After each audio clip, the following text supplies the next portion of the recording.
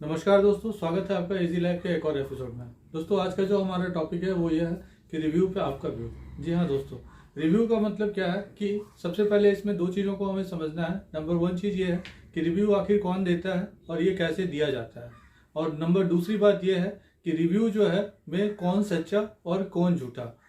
और इसका मतलब ये है कि कौन सच्चा और कौन झूठा में फेक रिव्यू कौन सा है उसे हम लोग समझेंगे। तो पहला हमारा जो चीज़ था कि रिव्यू दिया कैसे जाता है और ये है क्या। दोस्तों, होता क्या है कि मार्केटिंग का अभी समय है और मार्केटिंग के ज़माने में क्या है कि पिछले 10 सालों के ड्यूरेशन में देखे होंगे कि काफ़ी जो है ना दुनिया काफ़ी प्रोग्रेस किया है। और प्रोग्रेस के समय में लोग मार्केटिंग का जो एजेंडा है वो काफ़ी पहले से बदल गया है। हो क्या रहा है कि हम लोग सोफिस्टिकेशन वाले लाइफ में ज़्यादा से ज़्यादा कोशिश कर रहे हैं कि ऑनलाइन जो है वो हम लोग शॉपिंग करें। और ऑनलाइन शॉपिंग के ड्यूरेशन में हम लोग क्या करते हैं कि हम लोग ज़्यादातर प्रोडक्ट्स जो भी सर्च करते हैं वो हमारा बेस्ड होता है, वो रिव्यू पे बेस्ड होता है। तो जब कभी भी हम लोग रिव्यू देखते हैं उसके बाद प्रोडक्ट के बारे में तो हम जानते नहीं हैं, बट प्रोडक्ट हमें लेना है, हमें समझना है कि आखिर प्रोडक्ट है क्या और कैसे इसके बारे में समझेंगे। तो उसके लिए हम लोग क्या करते हैं कि उस पर्टिकुलर रिव्यू को जो है वो हम लोग पढ़ते हैं। और रिव्यू पढ़ने के बाद जो है उसके बाद जजमेंट पे आते हैं कि हाँ, इस पर्टिकुलर प्रोडक्ट को जो है वो लिया जा सकता है।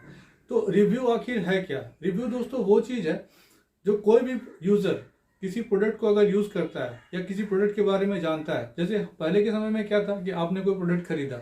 प्रोडक्ट खरीदने के बाद आपने क्या किया कि आपको अगर वो चीज़ अच्छा लगा, किसी कोई भी चीज़ वो हो सकता है, तो वो कोई भी चीज़ आपको अच्छा लगा तो आपको क्या करते थे कि अपने आसपास अपने सगे संबंधी या फिर अपने कंसर्ट में जो भी लोग हैं उन्हें आप बताते हैं कि भाई आपने ये प्रोडक्ट खरीदा था और बहुत ही लाजवाब प्रोडक्ट था और बहुत अच्छा है। तो ये आपने क्या किया, ये आपने उस प्रोडक्ट का रिव्यू दिया, वो भी मौखिक रूप से, क्योंकि आप एग्जैक्ट 100% जेन्युइन एक यूजर है। आपने यूज किया, उस चीज को समझा और आपने उसको रेफर किया। और जो भी लोग उस प्रोडक्ट को यूज कर रहे हैं वो भी उस प्रोडक्ट से जो है वो सेटिस्फाई होते हैं। तो ये है रिव्यू। तो रिव्यू का मायने आज के डेट में वो क्या है कि जब कभी भी यूजर ऑनलाइन आता है तो वहां पे कोई भी प्रोडक्ट को देखता है तो उसका रिव्यू जो है वो वहां पे देना चाहता है या फिर रिव्यू देता है।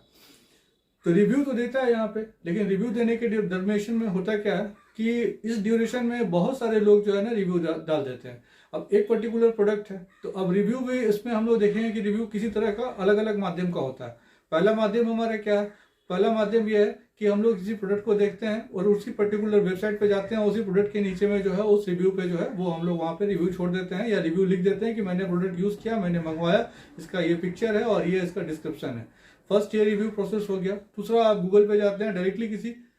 चीज को या किसी सर्विस को आप लेते हैं या किसी किसी जगह आप शॉपिंग करते हैं, आपको सब कुछ उसका एम्बियंस अच्छा लगता है, क्वालिटी अच्छी लगती है या जैसा भी आपका एक्सपीरियंस होता है, अच्छा या बुरा, आप वहां पे लिख के डाल देते हैं कि मैंने इस चीज को एक्सपीरियंस किया, फिर मुझे अच्छा लगा या मुझे बुरा लगा। तो यहाँ पे वो एक्सपीरियंस हो गया। तीसरा रिव्यू जो है हमारा, आप वीडियो मार्केटिंग देख रहे होंगे, बहुत सारे टेलीफोन का जो है, मोबाइल फोन्स का जो है वो रिव्यू, बहुत सारे प्रोडक्ट्स का रिव्यू, इलेक्ट्रॉनिक प्रोडक्ट्स का रिव्यू। तो रिव्यू जो है वो हर एक सेगमेंट के लिए आज की डेट में जो है ना वो चल रहा है और आने वाले डेट में रिव्यू का मार्केट और भी बड़ा होने वाला है। लेकिन समझना यहाँ पे ये है कि ये तो था कि रिव्यू है क्या और रिव्यू देते कैसे हैं, लेकिन समझना हमें यह है कि आखिर इतने सारे रिव्यू में किस रिव्यू को हम लोग बेस्ट समझें और किस रिव्यू को हम लोग वर्स्ट समझें और किस रिव्यू पे जो है, क्या रिव्यू के बेस पे हमें किसी पर्टिकुलर प्रोडक्ट को जो है वो लेना चाहिए या नहीं लेना चाहिए। तो दोस्तों, यहाँ दो बातें हैं। प्रोडक्ट अगर जो भी आप कभी परचेस करते हैं तो यहाँ पे क्या होता है कि सबसे पहला कंडीशन ये हो जाता है हमारा कि आपका जो है ना वो पॉकेट साइज या तो मीडियम साइज में आप प्रोडक्ट लेते हैं जिसमें कि आपका खर्च जो है वो कम आने वाला रहता है, या तो स्मॉल साइज में आप लेते हैं जिसमें खर्च और भी कम आने वाला है, और एक होता है कि प्रीमियम रेंज के प्रोडक्ट लेते हैं जिसमें कि आप ज़्यादा से ज़्यादा जो है ना मैक्सिमम अमाउंट खर्च करते हैं। जैसे कोई कार आप परचेस करने जा रहे हैं या कोई घर परचेस करने जा रहे हैं या बहुत सारा XYZ चीज़ जो है वो आप परचेस करने जाते हैं, तो वहाँ पे आप देखते हैं और वो उस पर्टिकुलर प्रोडक्ट को जो है आप ले लेते हैं। सवाल हमारा ये बनता है कि आप जब किसी प्रोडक्ट को लेते हैं और किसी पर्टिकुलर चीज़ को परचेस करते हैं तो यहाँ पे किस हद तक ये जायज़ है कि उस पर्टिकुलर प्रोडक्ट के बारे में हम लोग पहले क्या करते हैं कि अगर कोई महंगा प्रोडक्ट है तो उसका पूरा टोटल रिव्यू जो है, टोटल डिस्क्रिप्शन हम लोग पढ़ लेते हैं। या जो लोग पढ़ते हैं तो वो लोग जानना चाहिए, जो जानकार लोग हैं वो जानते हैं, और जो जानकार नहीं है वो लोग क्या करते हैं कि डायरेक्टली उस प्रोडक्ट के बारे में फिजिकल जो है ना वो चीज़ जो है वो देखते हैं, समझते हैं, या फिर अपने आसपास में जिन्होंने यूज़ किया है उस चीज़ के बारे में वो उनसे पूछते हैं। और पूछने के बाद अगर वो उन्होंने सजेस्ट किया कि नहीं जी ये प्रोडक्ट काफ़ी बढ़िया है या ये चीज़ काफ़ी अच्छा है तो वो इस चीज़ को इस्तेमाल में लाते हैं। अब सवाल हमारा ये बनता है इसमें कि अब किसी पर्टिकुलर प्रोडक्ट को, अब जब आप महंगे प्रोडक्ट को आप लेते हैं तो क्या ये ऑनलाइन रिव्यू आप उस सारी चीज़ों को देखते हैं, तो क्या उस रिव्यू के बेस पे हम उस पर्टिकुलर प्रोडक्ट के थ्रू हो सकते हैं या उस पर्टिकुलर प्रोडक्ट को हम परचेस कर सकते हैं। और अगर हम परचेस कर लेते हैं और जो सेटिस्फैक्शन हमें चाहिए था वो सेटिस्फैक्शन हमें नहीं मिला, तो उस पर्टिकुलर प्रोडक्ट को लेके हमें एक लंबा झेलना पड़ता है। क्यों झेलना पड़ता है? क्योंकि आपने उस प्रोडक्ट को यूज़ किया और जो आपके दिमाग में जो आवश्यकताएं थी उस आवश्यकताओं को वो प्रोडक्ट जो है वो फुलफिल नहीं करता है। तो आपको वहाँ पे कैसा महसूस होता है? वहाँ पे आपको जो है लगता है कि मैंने 100% जो है हमें परफेक्ट चीज़ जो है जो मुझे चाहिए था वो हमें नहीं मिल पाया। तो सवाल यहाँ पे एक और बन जाता है कि भाई कौन सच्चा रिव्यू हो और कौन झूठा रिव्यू हो, इस चीज़ के जो है हम लोग जजमेंट कैसे करेंगे। और क्या अगर चलिए छोटे प्रोडक्ट के बारे में अगर बात करते हैं तो छोटे प्रोडक्ट में क्या है कि छोटे चीज़ों को तो हम लोग परचेस करते हैं, तो वहाँ पे क्या है कि हम लोग भूल जाते हैं कि चलो प्रोडक्ट को हमने परचेस कर ली, और प्रोडक्ट परचेस करने के बाद जो है अगर प्रोडक्ट खराब भी निकलता है या रिव्यू के बेस में या रिव्यू के अकॉर्डिंग अगर आपके अनुरूप वो प्रोडक्ट नहीं मिल पाता है या नहीं होता, तो वहाँ पे तो आपको परेशानी होती है। और परेशानी ये हो जाती है आपको वहाँ पे कि आप प्रोडक्ट लेते हैं और आपके अनुरूप नहीं निकला, आपने प्रोडक्ट छोड़ दिया, आप फिर भूल जाते हैं कि भाई मैंने इस प्रोडक्ट को लिया था, या कह लें क्योंकि अमाउंट जो आपका है वहाँ पे वो अमाउंट है, स्मॉल अमाउंट आपने इन्वेस्टमेंट किया है। तो आपने स्मॉल अमाउंट तो इन्वेस्टमेंट आपने किया है, लेकिन आप जरा सा सोचिए कि मास में भारत में लोग हैं। अब अगर 1 लाख लोग अगर 100 रुपये का प्रोडक्ट परचेस कर रहे हैं तो उसकी वैल्यू क्या होगी। लेकिन मास में लोगों को जो है उस पर्टिकुलर प्रोडक्ट को बस उसी रिव्यू के बेस पे लोग परचेस करते जा रहे हैं, तो 100% जेन्युइनिटी की क्या संभावना है। अब लोग क्या करते हैं, कंपनी का मार्केटिंग एजेंडा क्या हो गया है कि वो अपने प्रोडक्ट को बेस्ट से बेस्ट जो है वो बताना चाहता है। अब वो बताना तो चाहता है और वो ज़्यादा से ज़्यादा जो है उसमें रिव्यू जो है वो चाहेगा कि भाई इसमें रिव्यू ज़्यादा हो और ज़्यादा से ज़्यादा पॉजिटिव रिव्यू हो। और जब पॉजिटिव रिव्यू हो, लोग उस चीज़ के बारे में पढ़ें और उस चीज़ के जो है लोग वहाँ पे जो है ठगा हुआ से महसूस करते हैं, भाई मैंने जो अप्रोच किया था। तो यहाँ पे क्या है कि सबसे पहले इंपॉर्टेंट पार्ट क्या है कि सेल्फ अवेयरनेस की चीज़ें हैं।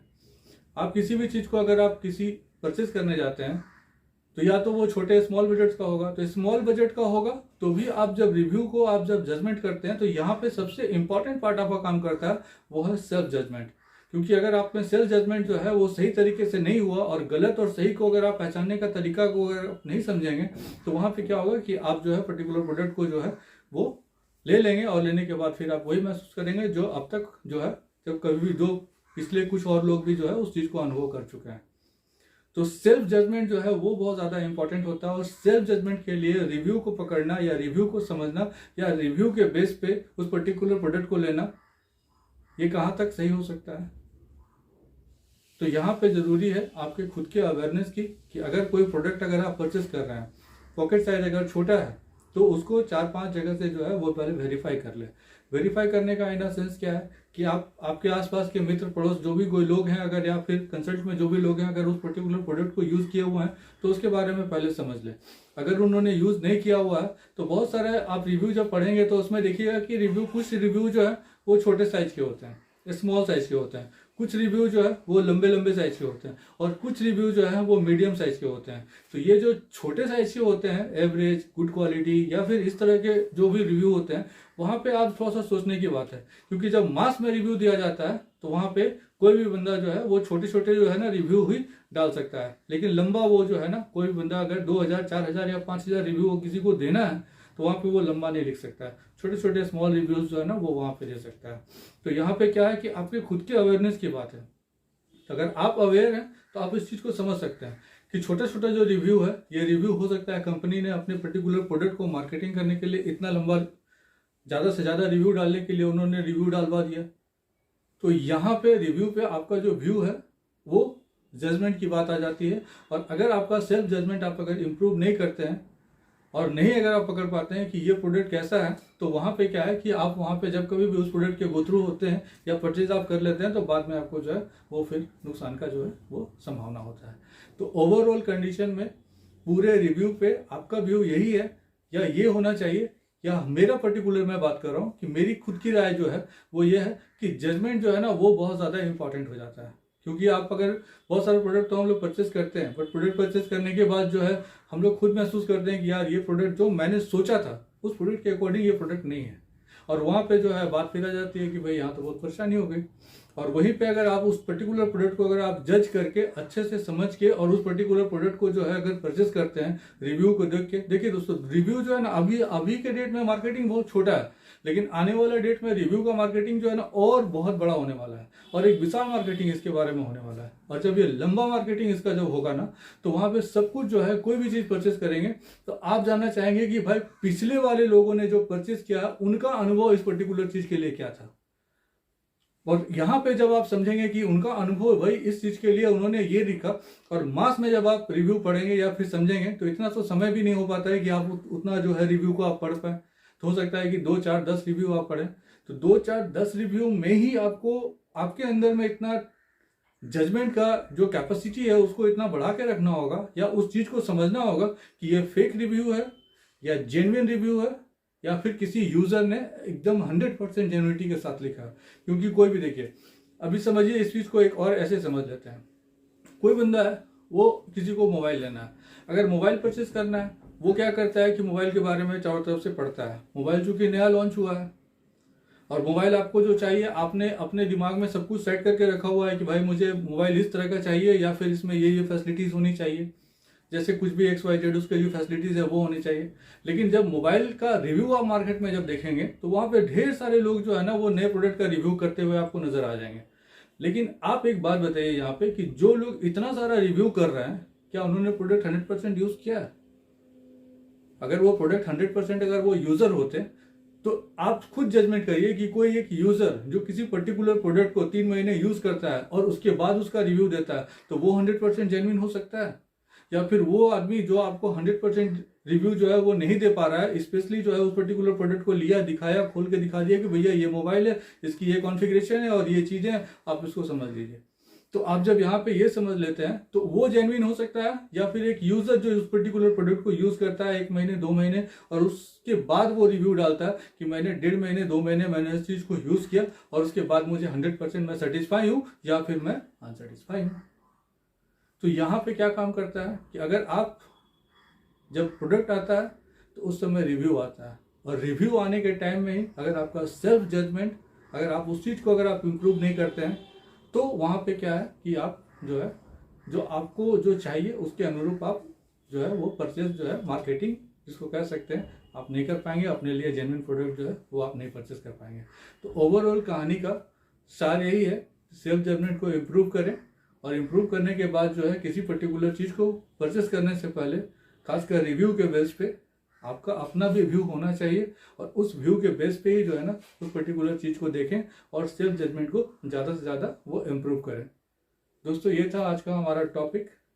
मुलाकात होगी फिर किसी नेक्स्ट टॉपिक पे नेक्स्ट वीडियो में, तब तक के लिए इजाज़त दें। और वीडियो में अगर आप यहाँ तक बने हुए हैं और वीडियो अगर आपको अच्छा लगा तो वीडियो को लाइक करते हुए जाएँ और वीडियो को सब्सक्राइब करें चैनल को। और उसके बाद फिर मुलाकात होगी फिर किसी नेक्स्ट वीडियो में, तब तक के लिए इजाज़त दें। धन्यवाद। जय हिंद, जय भारत।